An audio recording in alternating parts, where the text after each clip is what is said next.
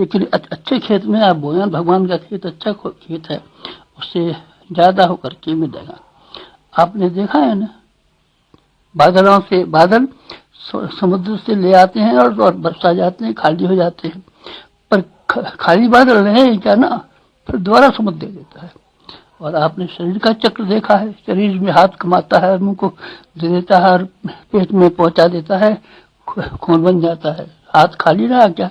नहीं, हाथ के पास फिर दोबारा मांस के रूप में, रक्त के रूप में, हड्डियों के रूप में, मजबूती के रूप में वो ताकत फिर आ जाती है जो उसने कमाई थी। ये दुनिया का ऐसा ही चक्र है, हम किसी को दें तो वो चीजें घूम घाम करके हमारे पास भी फिर आ जाती है।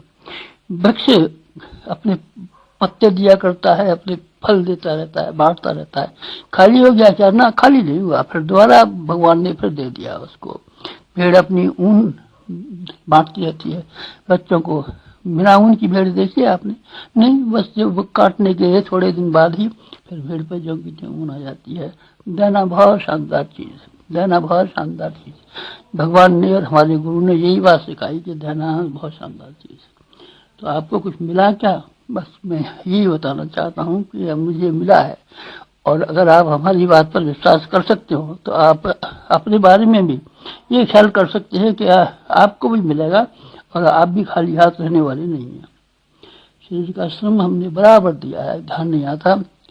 रात के वक्त में तो कुछ भगवान का नाम लिया होगा, और दिन का वक्त सूरज निकलने से लेकर के सूरज के डूबने तक हमने सिर्फ भगवान की सेवाएं की हैं, नाम नहीं लिया है। नाम जब कभी भी लिया होगा तो हमने सिर्फ रात के वक्त लिया होगा, और दिन में नहीं लेते हैं नाम का नाम।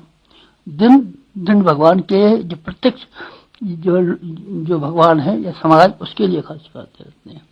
फिर आपको मिला आपको। हमारी 75 साल की उम्र होने को आती है। 75 साल की उम्र में तो ढेरों के ढेरों आदमी मर जाते हैं, कोई जिंदा रहते हैं। अब कौन रहता है?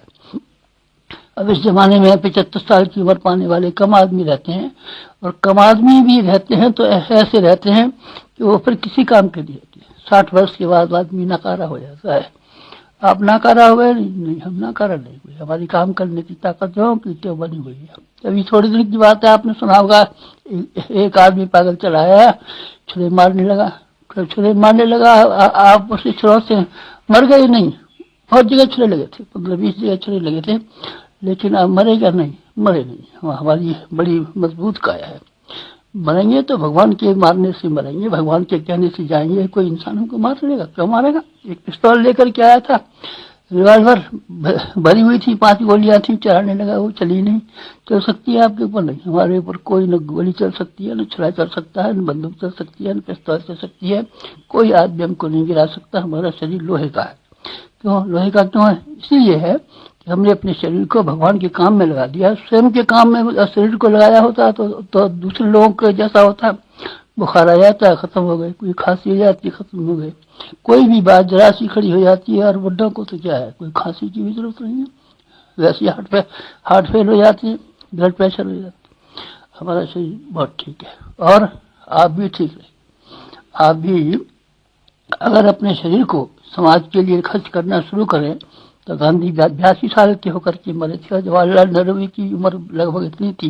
विनोबा भी शायद इतनी दिन के होकर के मरे होंगे, 3-4-80 वर्ष से ज्यादा होकर के मरे थे। आप भी यकीन रखिए, आप जो आमतौर से 40 वर्ष के होकर के, 50 वर्ष के होकर के आदमी बेकार हो जाते हैं या मर जाते हैं।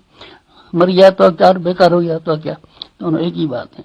अगर आप अपने शरीर को भगवान के खेत में बोना शुरू करें तो आपके लिए बहुत फायदेमंद बात होगी। मेरे लिए तो बहुत ही फायदेमंद हुई। अगर अपने शरीर को अपने घर वालों के और अपने मोहल्ले वालों के काम में लगाया होता, रिश्तेदारों के काम में, तो फिर शायद ये विशेषताएं न मिलती जो अब मिली हुई है। 1 नंबर 2, और क्या दिया आपने? और हमने बुद्धि दी है।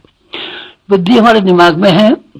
कहाँ तक पढ़े थे? स्कूल हम नहीं पढ़े। स्कूल हमारे गांव में प्राइमरी स्कूल है। उस जमाने में 4 तक प्राइमरी होते थे, अब तो 5वीं तक होते हैं। बस हम वहीं स्कूल पढ़े, स्कूल में फिर नहीं पढ़े, स्कूल में हम नहीं पढ़े। बस के बाद फिर कोई मौका ही नहीं मिला।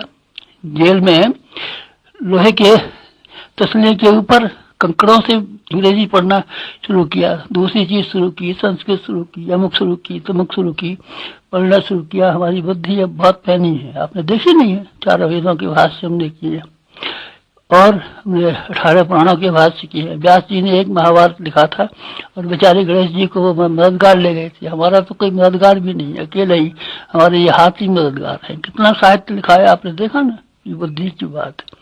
और विज्ञान और अध्यात्मवाद के समन्वय के बारे में कुछ हम विचार करते हैं, कोशिश करते हैं, बात करते हैं। सामान्य बात है क्या? नहीं, ये सामान्य बात नहीं है, असामान्य बात है।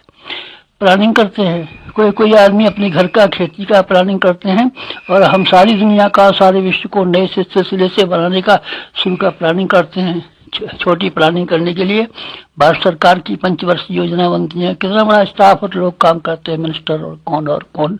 हम तो सारी दुनिया का नया नक्शा बनाने के लिए इसी अकल से काम कर लेते हैं। अकल बहुत है, बहुत अकल है हमारी, अकल हमारी बहुत है, हमारी बहुत अकल है। जितनी हम अपनी अकल की प्रशंसा करें उतनी कम। और क्या दिया आपने? हमने अकल दी और ये दिया, और इसके अलावा भावनाएं दी। भावनाएं क्या? भावनाएं ये कि जो कोई आदमी हमारे नजदीक आया होगा, हमारे मन में 2 ही बातें नहीं है कि अपने इस सुख को बांट दें और दुखों को बटा लें। अगर हम बटा सकते होंगे तो उसके दुखों को बटाने के लिए हमने जी और जान से कोशिश की है। और हम बांट सकते होंगे, अगर हमारे पास कुछ सुख होगा, कोई सामर्थ्य होगी, तो हमने बांटने के लिए बराबर कोशिश की है। क्योंकि हमारी भावनाएं मजबूर करती है, हमको मजबूर करती है। ये कहती हैं तुम्हारे पास है और तुम जिनको जरूरत है उनको दोगे नहीं, तो हम कहते हैं हम देंगे, जरूर देंगे। और जिनके पास मुसीबत है वो कहता है कि अगर हमारे हिस्सा नहीं बटाओगे, तो हम कहते हैं हम जरूर हिस्सा बटाएंगे, आपकी मुसीबत में हम जरूर हिस्सा बटाएंगे। भावना हमारी इसी तरह की। भावना हमारी संवेदना, जिसको कहते हैं प्यार, जिसको कहते हैं। फिर आपने क्या पाया? सारी दुनिया हमको बेहद प्यार करती है, बेहद प्यार करती है। अब की बार हम गए थे, एक बार कहा गायत्री शक्तिपीठ बना दीजिए, लोगों ने ढेरों पैसा खर्च कर डाला। और जहाँ कहीं भी प्यार और मोहब्बत, जहाँ कहीं भी हम गए, 1 साल के लिए दौरे पे चले गए, प्यार और मोहब्बत का ठिकाना नहीं रहा। यहाँ भी जब लोगों को मालूम हो गया है गुरुजी ने मिलना बंद कर दिया है, तो कोई माता जी सिफारिश कर रहा है, गुरुजी की जरा से दर्शन करा दीजिए। क्या बात है, हम लोग बहुत प्यार करते हैं, हमको लोग बहुत प्यार करते हैं, क्योंकि हमने प्यार दिया है, प्यार बोया है, इसलिए प्यार पाया है। और क्या चीज दिया आपने? 3 चीज हमारी हो गई ना, भगवान की चीजों को हमने अमानत की तरीके से रखा और उन्हीं के खेत में बो करके उन्हीं की इस दुनिया के लिए खर्च कर डाला। और हमारे पास था धन। कहाँ से आया धन? पिताजी से, पिताजी ने कमाया था। आपने कमाया नहीं, हमने नहीं कमाया। जो कुछ भी कमाया था हमने सब बो दिया। हमारे पास जो जमीन थी उसके जो जिम्मेदारियां खत्म हुई, तो उसका जो पैसा आया गायत्री बनाने के लिए हमने दान दे दिया। हमारी बीवी के पास सोना था 60 तोले के करीब, वो भी हमने बेच करके उसी को दे दिया। जो कुछ भी हमारे पास था सब खाली कर दिया।